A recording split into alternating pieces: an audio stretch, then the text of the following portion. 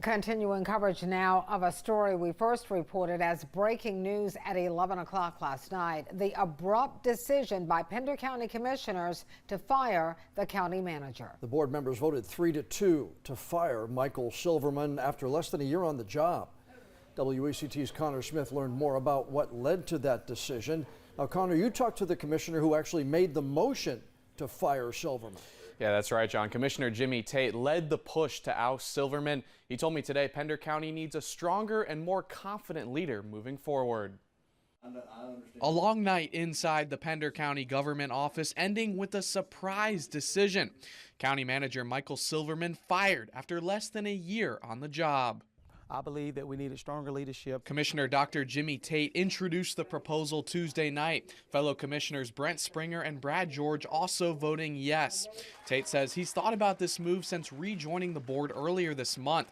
He listed several reasons for this move. The major sticking point, though, is the county's budget. Spending is out of control in our county. I'm concerned about the amount of debt that we have in our county. Commissioners also approved Tate's resolution to freeze spending and hiring for the rest of the fiscal year.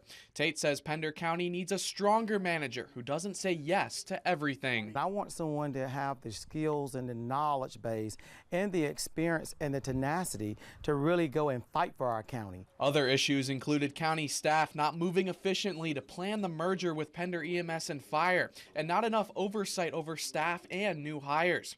The county is hoping to take control of Pender EMS by the end of the year.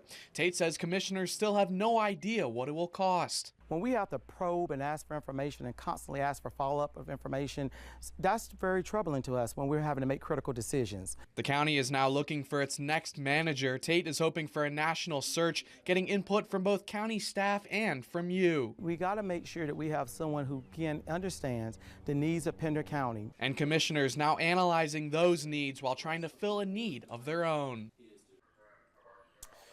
We reached out to the two commissioners who opposed Tate's resolution. That was Randy Burton and Jerry Groves. Groves did send us a message calling Silverman the best manager Pender County has ever had. John? Connor, anybody filling in that job right now, and how long might it be before they get a permanent replacement? Well, the interim manager at the moment is County Finance Director Meg Blue. And John, it is unclear how long this process could take. Tate is expecting a number of applicants, with commissioners ultimately making that final decision.